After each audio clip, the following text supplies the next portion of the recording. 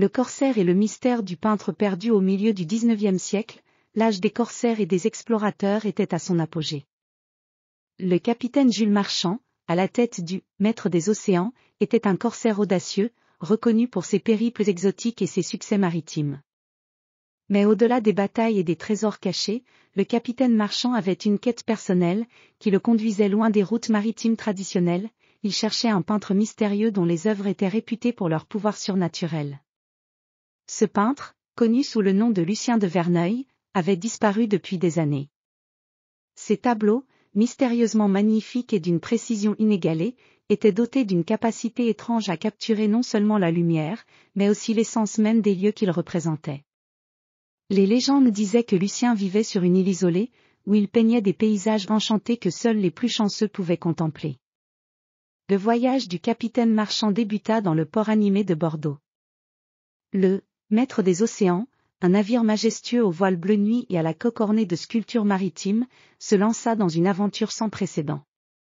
Le capitaine, vêtu d'un manteau brodé de fils d'or et d'un tricorne élégant, se tenait à la proue du navire, ses yeux perçants scrutant l'horizon avec une détermination féroce. Après des semaines de navigation à travers des mers tumultueuses, le navire atteignit les côtes brumeuses d'une île inconnue. Cette île, enveloppée de nuages épais et d'une végétation luxuriante, semblait presque irréelle. Les collines ondulantes étaient couvertes d'une forêt dense, et des cascades argentées descendaient des falaises comme des fils de lumière. Le capitaine Marchand et son équipage débarquèrent, leurs pieds foulant le sol humide de l'île mystérieuse.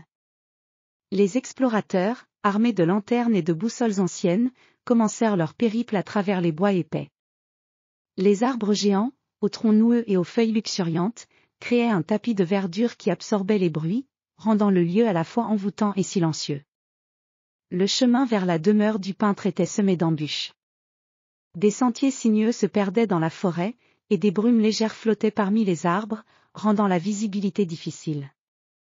Le capitaine Marchand, guidé par des cartes anciennes et des indices cryptiques laissés par d'anciens explorateurs, poursuivait son voyage avec une détermination sans faille. Ces marins, bien que fatigués, restaient fidèles et courageux, avançant à travers les mystères de l'île. Enfin, après des jours de marche, le groupe arriva devant une maison isolée, cachée au cœur de la forêt. La maison était un chef-d'œuvre architectural, avec des murs en pierre recouverts de lierre et un toit de tuiles en terre cuite. Des fenêtres en verre coloré laissaient filtrer une lumière douce, créant un effet magique sur les murs environnants. Le capitaine Marchand et ses hommes entrèrent dans la demeure. À l'intérieur, ils découvrirent un atelier de peinture splendide. Les murs étaient couverts de toiles, chacune capturant des paysages d'une beauté surnaturelle, des montagnes majestueuses, des océans calmes et des forêts enchantées. Les couleurs semblaient vibrer, comme si les scènes étaient vivantes. Au centre de l'atelier, un chevalet soutenait une toile encore inachevée, sur laquelle le peintre, Lucien de Verneuil, était en train de travailler. Lucien était un homme d'une élégance discrète, avec des cheveux grisonnants et une barbe soigneusement taillée. Ses yeux, d'un bleu profond, semblaient refléter les mystères de l'île. Le capitaine Marchand, bien que surpris par la beauté et la sérénité de l'atelier, ne laissa transparaître aucune émotion. Il s'approcha du peintre avec respect et curiosité. Lucien, levant les yeux de sa toile, accueillit le capitaine avec un sourire énigmatique. « Vous avez trouvé mon refuge, capitaine » dit-il d'une voix douce. « Que cherchez-vous parmi mes œuvres » Le capitaine Marchand expliqua sa quête et sa fascination pour les peintures de Lucien. Il exprima son admiration pour la manière dont le peintre semblait capturer non seulement les paysages, mais aussi l'âme des lieux qu'il représentait. Lucien écouta attentivement, puis expliqua que ces peintures étaient le résultat d'une recherche profonde sur la beauté et l'essence de la nature. La véritable beauté, dit-il, réside dans la capacité de voir au-delà de ce que l'on peut percevoir avec les yeux. Mes toiles ne sont que des fenêtres vers des mondes que seuls les cœurs sensibles peuvent comprendre. Le capitaine Marchand, touché par ces paroles et la sagesse du peintre, comprit que sa quête n'était pas seulement une recherche de trésors matériels, mais aussi une exploration de la beauté et de la profondeur de l'art.